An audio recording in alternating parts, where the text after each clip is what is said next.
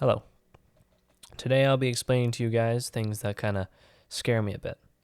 And I'm not talking the type of say waking up on a Sunday afternoon, going on a late night stroll and seeing somebody who would be rocking legs like this, rocking shoes like this. I'm not talking about that. It's scary.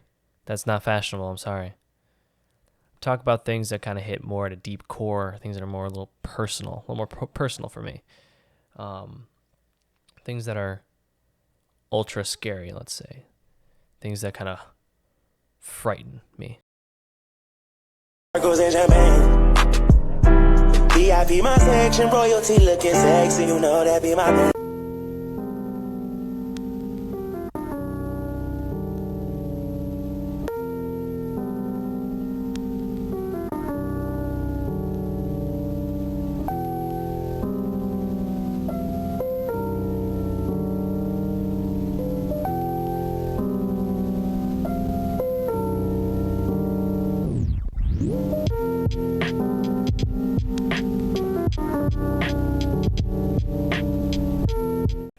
The first fear I'll be talking about today is something quite simple, quite known, I guess you can say, is the dark. It's a very scary place, indeed, definitely. And yes, I am a grown man who happens to be acknowledging the dark is a little spooky, a little scary, a little dark, as one should say. And I'm not just talking about black, like the color black. He's blacker than your character. Hey! My character's black? Yeah. I'm talking about the absence of light. I think what makes it terrifying for me especially is the fact that I can't see into the dark. It's just nothing. It's empty. And I think that's what's really terrifying because yes, a shadow being can be there. There could be a shadow being stalking me from the darkness, wondering why I'm not wearing underwear when I sleep. That's besides the point. But what I'm really seeing is that there could be something there, I just cannot see it.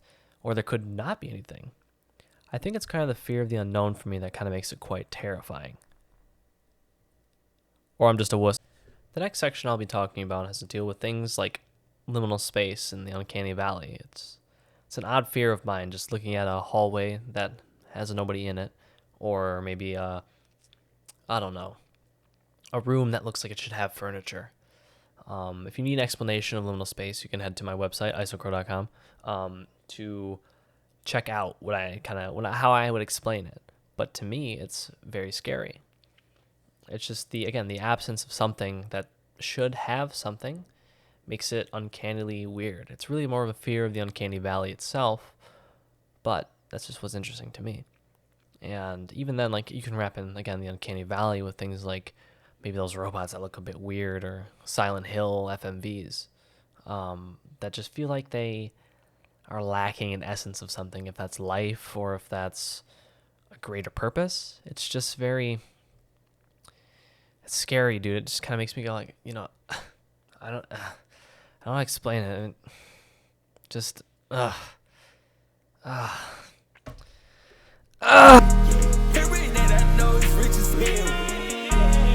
The last thing I'll be talking about today is a concept that I really do love, but also does really scare me. It's one of my favorite concepts in both writing and in film and in art. I mean, art's a little harder, but you'll see. Today we'll be specifically talking about a story from one of my favorite artists and writers, Junji Ito, out of his book Fragmented Horrors, or The Collection. And today, more specifically, I'll be talking about the story, if I can find it, A Gentle Goodbye. It goes by another name that I cannot remember, but in the book I have, it's Gentle Goodbye. Before I start explaining away what makes this thing terrifying, I'd recommend you read it for yourself as well. A Gentle Goodbye is a phenomenal story written by Junji Ito, and it's one of my personal favorites. I think it's his finest, so I think you should give it a read. But as a start, this young girl, basically from a very, very young age, is terrified of her father's passing, is scared of being alone after her mother's death, and she would dream of her daddy dying, and it'd be terrifying. And basically she lives through life still having these fears, and eventually gets married to a man, and they move into this beautiful house with his family. and she ends up seeing apparitions of dead family members, or they called them an after image, basically allowing them to live on past their death date so they can slowly but surely grieve. And this is where it gets into spoilers.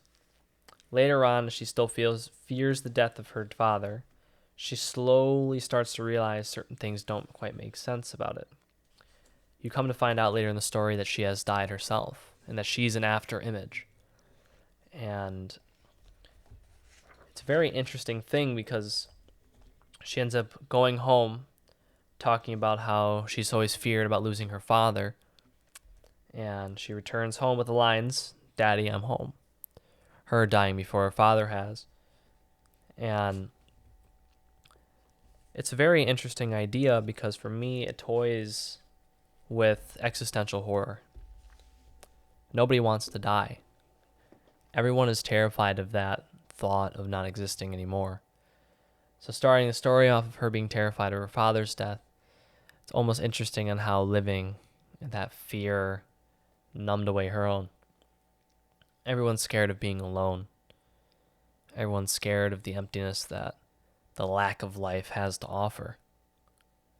I think that's what makes that story scary. It's because although Junji Ito has made very interesting, gruesome imagery, there's none of that in this.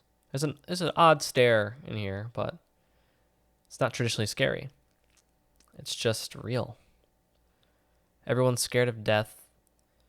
Everyone doesn't want to die.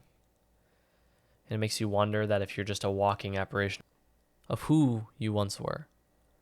It's a very frightening thought to me. It didn't really terrify me, but it made me think a lot about my own mortality, which in turn kind of spooked me a bit. That's all I have. Bye. Fall asleep around me, I'm laying that meat on them lips with maximum delicacy. Every night I know